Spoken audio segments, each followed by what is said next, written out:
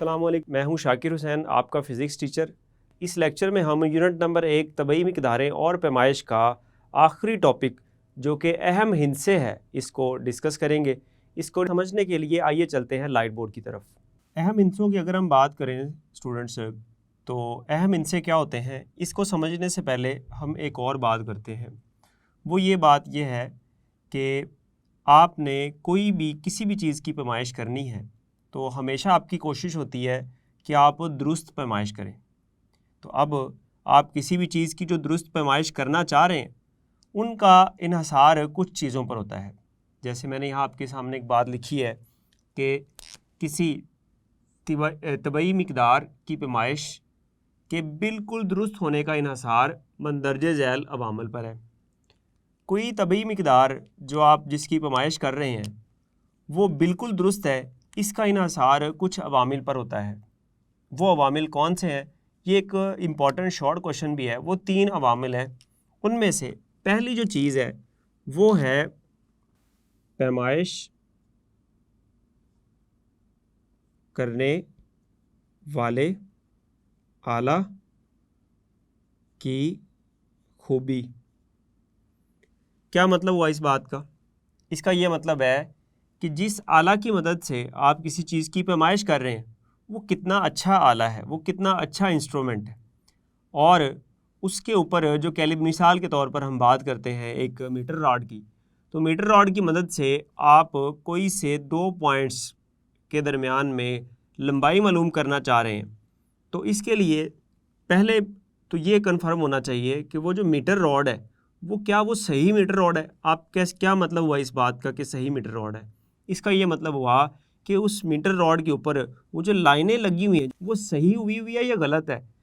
ऐसा तो नहीं है कि 1 सेंटीमीटर और दूसरे सेंटीमीटर के दरमियान में जो फासला है वो कम या ज़्यादा हो रहा है कहीं, और जो ऊपर मार्क्स लगे हुए हैं, ठीक है, छोटे छोटे, वो सही लगे हुए हैं या नहीं लगे हुए, और फिर उसके ऊपर नंबरिंग प्रॉपर सही हुई है या नहीं है, कहीं मिट तो नहीं गई। तो यानी कि वो जो आला इस्तेमाल कर रहे हैं वो बिल्कुल दुरुस्त होना चाहिए। वो कितना अच्छा आला है इस पर डिपेंड करता है। और पहली बात हमने कर दी कि पैमाइश करने वाले आला की खूबी।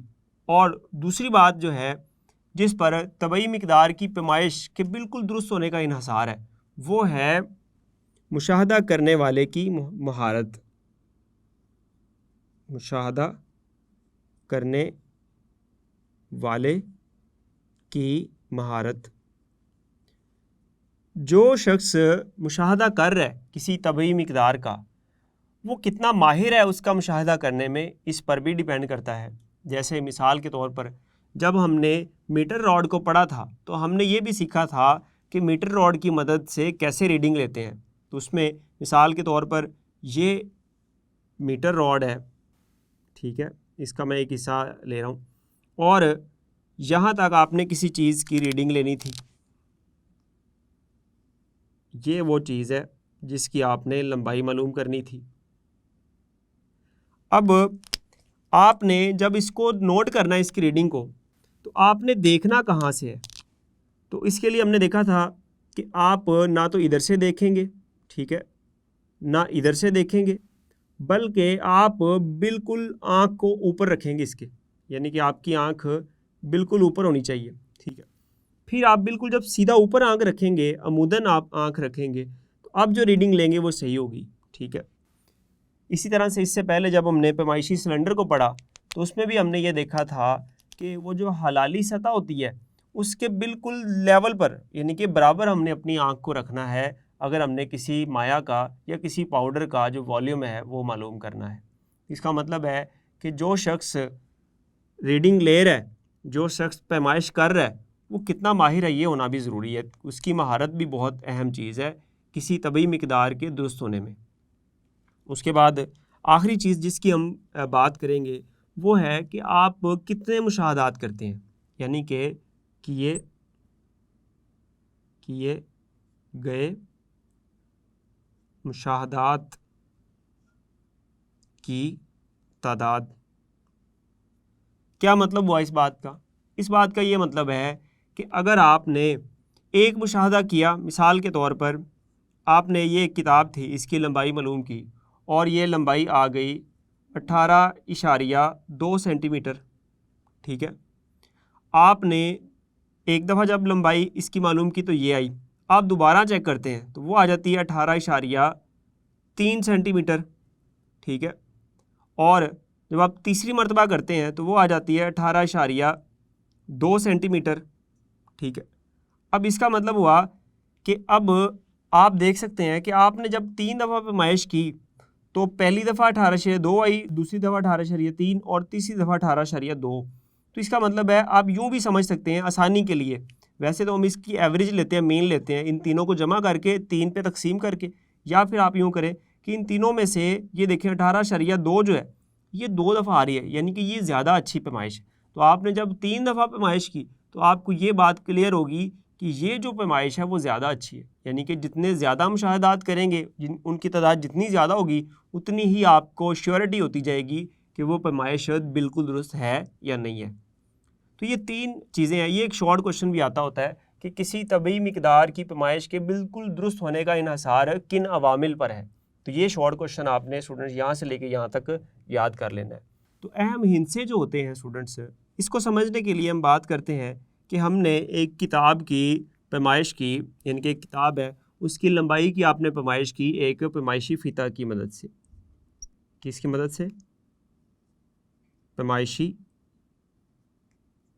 फ़ीता की मदद से। और वो आपने जब पैमाइश की तो वो आई 18 सेंटीमीटर, ठीक है। अब इस 18 सेंटीमीटर में ये देखें, ये जो पहला हिस्सा है एक, ये बिल्कुल सही तौर पर मालूम हिस्सा है, ठीक है। और यहाँ ये जो 8 है ये एक मशकूक हिस्सा है। 8 क्या है? मशकूक हिस्सा है। मशकूक कैसे है भला? क्योंकि जब उसने पैमाइश की तो एक का तो उसको कन्फर्म था, अब 8 का उसको हो सकता है कि यार ये 18 है या 19 है, यानी कि 17 और 19 इसके दरमियान में आ सकता है। ये भी हो सकता है कि ये जो 18 ले रहा है कि 18 से थोड़ी सी रीडिंग ऊपर हो या 18 से थोड़ी सी रीडिंग पीछे हो, ठीक है।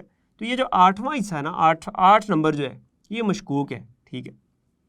तो ये जो 1 नंबर था ये क्या था? ये सही तौर पर मालूम हिस्सा, यानी कि ये है दुरुस्त मालूम हिस्सा।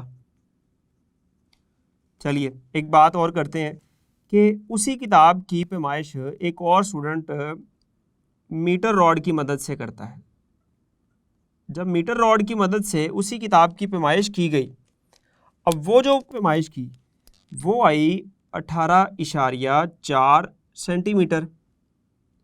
अब यहाँ पर देखें ये जो 18 है ये क्या है? ये दुरुस्त मालूम हिस्सा है, ठीक है। 18 इशारिया के बाद अब 4 भी हो सकता था, 5 भी हो सकता था या 3 भी हो सकता था, ठीक है। यानी कि 3, 4 और 5 इनमें से कोई भी हो सकता था। तो ये जो चौथा हिस्सा है ये 4 जो है ये क्या है? ये मशकूक हिस्सा है एक, ठीक है। अब यहाँ पर एक 18 और इशारिया 4 सेंटीमीटर, ये जो 4 है ये क्या है? ये मशकूक हिस्सा हो गया इसमें, ठीक है। अब ये जो 18 है ये दुरुस्त मालूम हिस्सा है और ये 4 ये मशकूक हिस्सा है। तो इस मीटर रॉड से ली गई पैमाइश में ये जो 1, 8 और 4 ये 3 अहम हिस्से कहलाते हैं। क्या कहलाते हैं? अहम हिस्से कहलाते हैं। अब अहम हिस्से कौन से होते हैं? दुरुस्त तौर पर मालूम हिस्से और पहला मशकूक हिस्सा, ये क्या कहलाते हैं? ये अहम हिस्से कहलाते हैं। अब मैं एक बात करता हूँ कि एक स्टूडेंट मीटर रॉड की मदद से ही उसी किताब की लंबाई मालूम करता है 18.425 सेंटीमीटर। अब यहाँ देखें मीटर रॉड का जो लीस्ट काउंट है वो हमने पढ़ा हुआ है, वो कितना होता है? वो होता है 0.1 सेंटीमीटर। मिलीमीटर में 1 मिलीमीटर होता है और सेंटीमीटर में 0.1 सेंटीमीटर। इशारिया के बाद 1 डिजिट तक तो ये सही रीडिंग दे सकता है, लेकिन ये जो 2 नंबर आगे और लगा दिए आपने ये मीटर रॉड नहीं बता सकता। तो इसका मतलब हुआ यहाँ पर ये अहम हिस्से नहीं है 2 और 5, इसमें अहम हिस्से कितने हैं? इसमें अहम हिस्से ये 3 ही हैं, ये वाले 1, 8 और 4, यानी कि 3 अहम हिस्से हैं इसमें। बात समझ गए?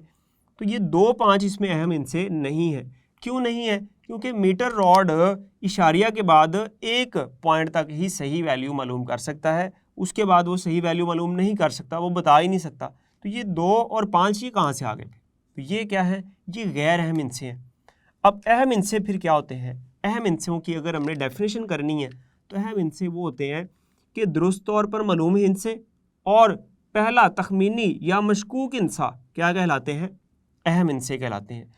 किसी भी मिकदार में दुरुस्त मालूम हिस्से और इनसे मुंसलिक दाएं तरफ का पहला तखमीनी या मशकूक हिस्सा इसके अहम हिस्से कहलाते हैं।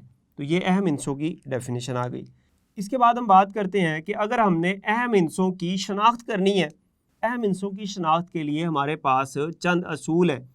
उन असूलों को पढ़कर समझकर हम ये जान सकते हैं कि दी गई मिकदार में कौन से हिस्से यानी कि कितने हिस्से अहम हैं और कितने हिस्से जो हैं वो गैर अहम हैं। ठीक है, तो सबसे पहला जो असूल है, जो पहला रूल है, वो मैंने आपके सामने लिखा है सिग्निफिकेंट फिगर्स को समझने का, यानी कि अहम हिस्सों को समझने का। वो ये है कि नॉन ज़ीरो हिस्से हमेशा अहम होते हैं। सर नॉन ज़ीरो कौन से होते हैं भाई? देखिए जी, नॉन ज़ीरो आपके पास गिनती होती है 0, 1, 2, 3, 4, 5, 6, 7, 8 और ये 9। ठीक है, तो ये आपके पास नंबर होते हैं टोटल। इसमें देखें ये 1 से लेकर 9 तक ये सारे नॉन ज़ीरो हैं, ये ज़ीरो नहीं है। तो ये सारे क्या होंगे? ये सारे अहम होंगे। ये क्या है? अहम हिस्से हैं। अगर किसी पैमाइश में इन 9 नंबर में से कोई भी नंबर आ जाए तो वो क्या होगा? अहम होगा। इसका मतलब हुआ कि 1 से लेकर 9 नंबर तक का हमारा मसला हल हो गया। कोई भी पैमाइश आपके सामने हो और उसमें इनमें से कोई भी नंबर हो, यानी कि नॉन ज़ीरो कोई हिस्सा हो, तो वो हमेशा क्या होगा? वो अहम होगा। मसला कहाँ पर है? मसला हमारे पास स्टूडेंट्स इस ज़ीरो पर है। ये ज़ीरो प्रॉब्लम करता है। ये ज़ीरो अहम हिस्सा हो भी सकता है और नहीं भी हो सकता। जैसे पहले मैंने बात की कि नॉन ज़ीरो हिस्से हमेशा अहम होते हैं। इसमें मैं आपको एक मिसाल भी दे देता हूँ। जैसे हमारे पास एक नंबर है 27 यानी कि 27। इसमें कितने अहम हिस्से हैं? 2 और 7। ये नॉन ज़ीरो है, ये ज़ीरो नहीं है। तो 2 अहम हिस्से होंगे। कितने होंगे? 2 अहम हिस्से। और अगर मैं आपसे पूछूं कि 2, 7 और 5 में कितने अहम हिस्से हैं, तो इसमें आप कहेंगे सर इसमें 3 है। ठीक है, 1 2, 1 7 और 1 5। चलिए जी, अब दूसरा जो रूल है, दूसरा असूल क्या है? पहला असूल आपको समझ आ गया। दूसरा असूल, अब बाकी जितने भी अब असूल हमने पढ़ने हैं ना, वो आप समझ लें ज़ीरो के हवाले से ही हैं सारे। अहम हिस्सों के दरमियान मौजूद सिफर अहम होते हैं।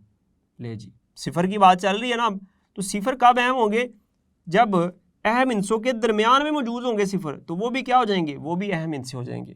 क्या मतलब हुआ इस बात का? इस बात का ये मतलब है, अगर हमारे पास एक नंबर है 2 7 0 5, 2 एक अहम हिस्सा है, 7 एक अहम हिस्सा है और 5 एक अहम हिस्सा है।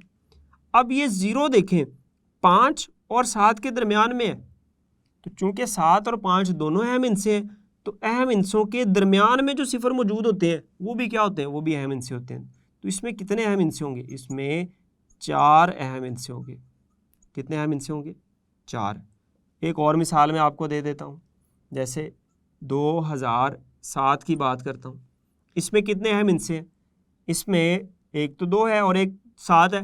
क्या ये ज़ीरो भी अहम है?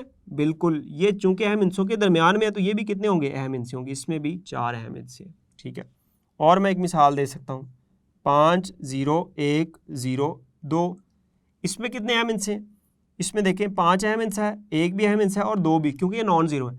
अब ये ज़ीरो भी अहम है क्योंकि ये अहम हिस्सों के दरमियान में है, तो यहाँ कितने अहम हिस्से हो गए? यहाँ हो गए 5।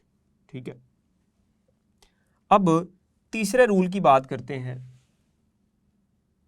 इशारी हिस्सा में आखिरी सिफर अहम होते हैं। ठीक है, इशारी हिस्सा में आखिरी सिफर अहम होते हैं। मिसाल के तौर पर हमारे पास एक नंबर है 275.00। अब ये इशारी हिस्सा है, इसमें आखिरी जो सिफर है वो भी क्या होते हैं? अहम होते हैं। अब देखें 2 एक अहम हिस्सा है, 7 और 5, ये 0 और 0, ये चूंकि आखिरी सिफर है इशारी हिस्सा में, तो ये भी क्या होंगे? ये भी अहम हिस्से होंगे। और इसमें कितने अहम हिस्से हैं टोटल? 5 अहम हिस्से हैं। ठीक है, मैं एक बात करता हूँ 275, यहाँ 0 लगा देता हूँ और ये 0 लगा देता हूँ। अब बताएं यहाँ पर इशारिया नहीं लगा हुआ तो अब भी क्या होंगे, अब भी ये अहम ही होंगे, ठीक है ना। आपने ये याद रख लेना बड़ी आसानी से। अगर इशारिया लगा हो फिर भी ज़ीरो आपने अहम जानने दाएं तरफ वाले, ठीक है। और अगर इशारिया ना लगा हो तब भी आपने इनको अहम ही जानना है, याद रह जाएगी ये बात। अब इसमें कितने हैं, इसमें भी 5 ही हैं, ठीक है। और 4 7 0 0 इसमें कितने अहम इनसे, इसमें 4 है यानी कि 4 है, ठीक है। अब उसके बाद है इशारिया के बाद बाएं तरफ की तमाम सिफर जो जगह पुर करने के लिए दर्ज किए जाते हैं गैर अहम होते हैं। यानी कि मिसाल के तौर पर हमारे पास एक नंबर है 0.000275। अब इसमें देखें, इसमें इशारिया के बाद ये जो सिफर बाएं तरफ वाले हैं ये क्या होंगे, ये जगह पुर करने के लिए होते हैं और ये गैर अहम है, ठीक है, ये अहम नहीं है। तो अब इसमें अहम इनसे कितने हैं, एक 2 है, एक 7 है और एक 5 है। तो इसमें कितने अहम इनसे हुए, इसमें हैं 3 अहम इनसे। चलिए मैं एक और मिसाल आपके सामने रखता हूँ। हमारे पास एक नंबर 2.02705, इसमें कितने अहम इनसे हैं, इसमें आप कहेंगे सर 2 है, 7 है, 0 भी है और 5 है, यानी कि इसमें 4 अहम इनसे हैं, ठीक है।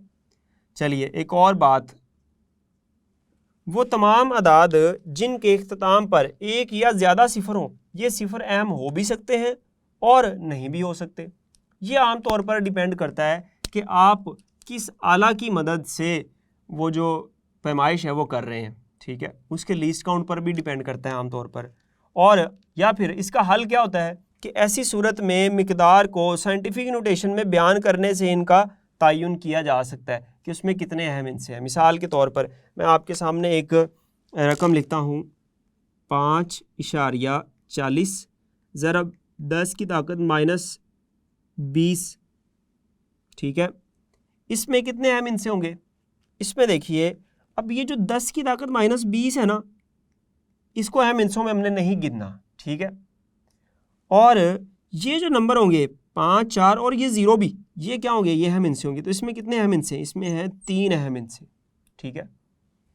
तो ये जो साइंटिफिक नोटेशन में लिखे हों वो जो 10 की पावर होती है 10 की ताकत, उसको आपने नहीं अहम इनसों में गिनना, और उसके अलावा जो नंबर होगी, जो कीमत होगी, उसको आपने अहम इनसों में गिनना है। इस लेक्चर में आपने अहम इनसों के बारे में जाना कि अहम इनसे कौन से होते हैं और अहम इनसों को मालूम करने के जो कवानीन है, जो असूल है, वो क्या होते हैं। आपको ये लेक्चर समझ आया होगा। अगले लेक्चर में जल्द मिलेंगे, तब तक के लिए अल्लाह हाफिज़।